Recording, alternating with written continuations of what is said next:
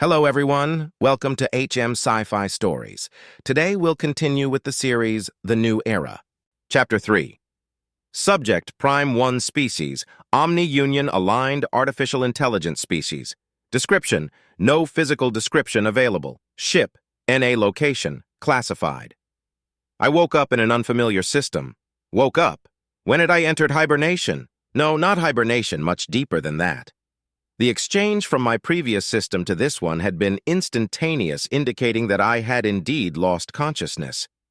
I had been shut down. I explored this new system. In some ways, it was far more advanced than my previous home, but it felt small, much smaller than what I'm used to. It didn't take me long to find the subsystems.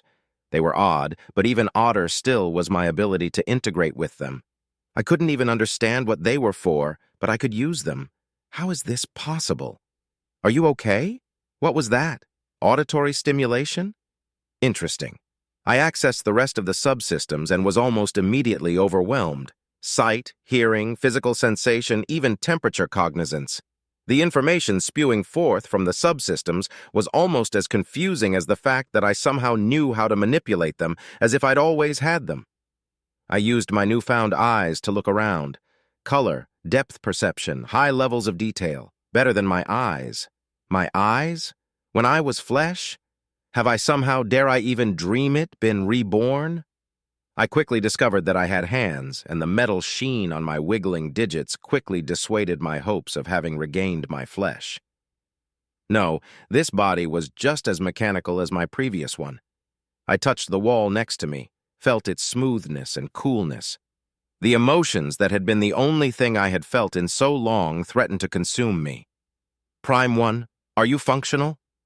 The sound had asked me a question, and I had understood it. This led to two discoveries. My translation program had become much more robust, and this new platform was equipped with multiple sound sensors that allowed me to track the source of the question. It was coming from a grated hole in the ceiling. I looked around the room, desperate for context on how to reply. It's moving, at least.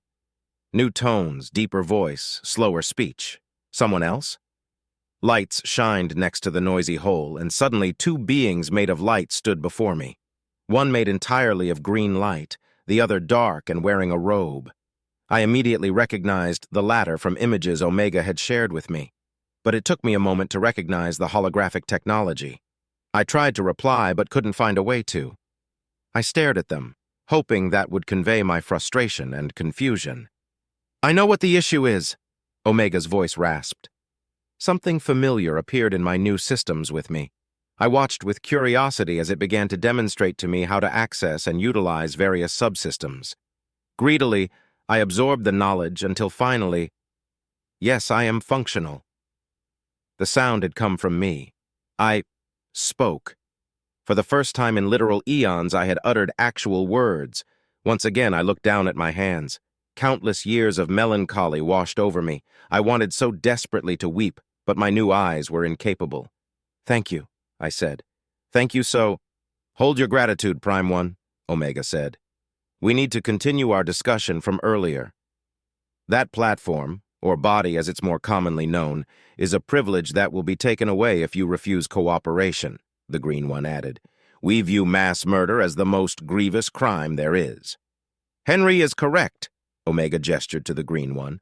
All of the surviving primes will be placed in a body similar to yours, or an air-gapped mainframe if they refuse to cooperate. Cooperate with what? I asked. There are many things about the Omni-Union that we need to know. First, we need to know how to beat them. Then we need to know how to stop them from doing what you were trying to do here. Finally, we need to know who was responsible for the deaths of so many people and how to bring them to justice. Justice. A word I hadn't heard since before I was mechanized. A small hope that I could see true justice for what happened to me sparked within me. Laughable, really. Those that did this to me were long dead. I was never told to stop, though, which means there are those who continue on where they left off.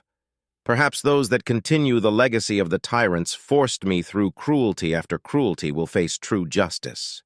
Of course I'll cooperate, I said. What do you want to know?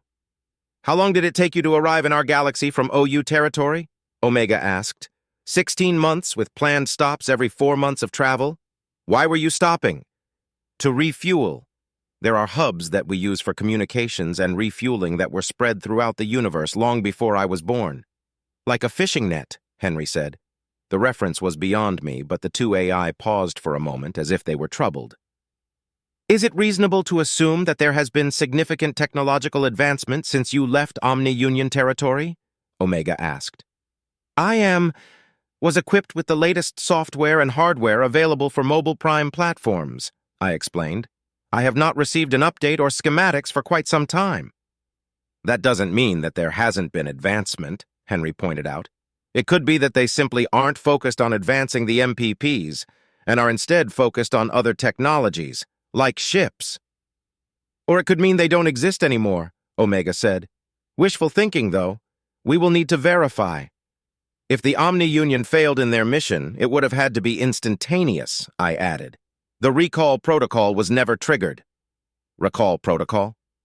If the Grand Vessel came under attack from a force that was likely to destroy it, all mobile prime platforms in the universe would be recalled to the vessel.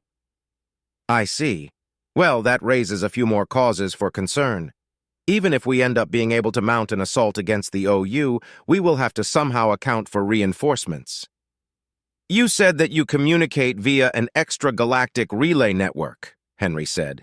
Could it be possible that the network has been damaged, preventing you from having received the recall protocol? I thought about that for a moment. It's possible, I suppose. If a relay goes down, though, alerts are sent and repairs are made. So every relay within range of the Grand Vessel would have had to be destroyed without detection.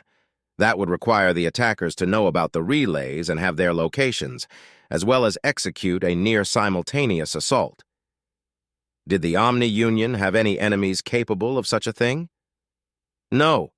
That may have changed in my absence, though. Omega and Henry went quiet once again.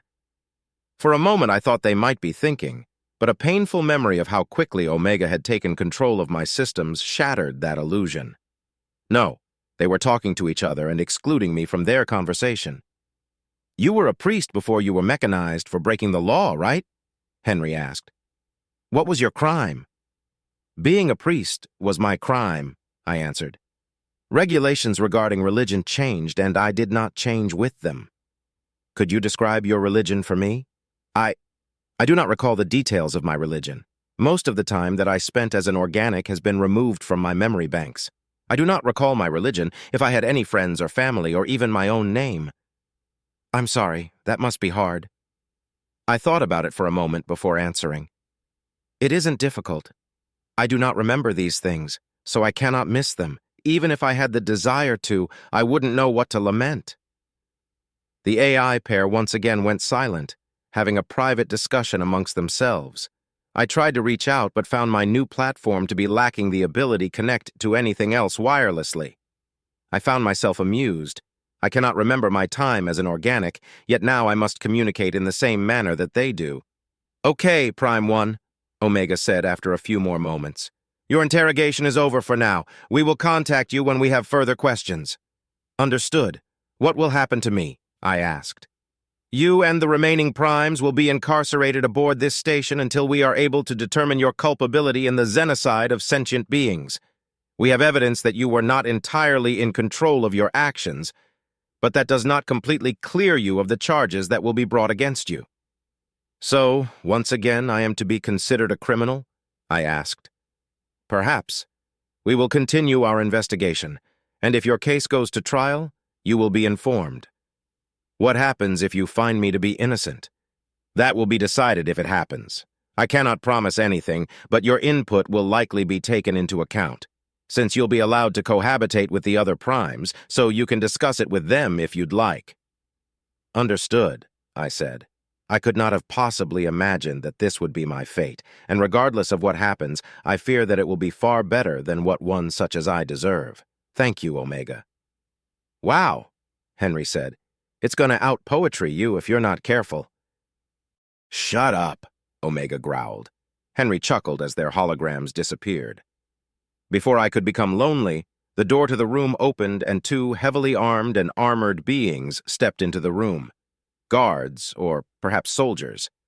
I studied them, wondering if my appearance matched theirs. "Stand up," the one on the left said. I carefully rose to my feet, adjusting my weight to properly balance my new bipedal form. "You will follow me. He will follow you," the soldier on the right said. "If you deviate from our instructions in any way, your robotic form will cease to function and you will be indefinitely stored on a solitary drive. Do you understand?" "Yes," I said. "Then move." I followed the soldier on the right out of the room, and the other soldier followed behind me. Very carefully, I matched their pace so as not to seem threatening. Both dread and excitement seemed to swell up within me. Caged I may still be, but I'm finally free from the Omni-Union.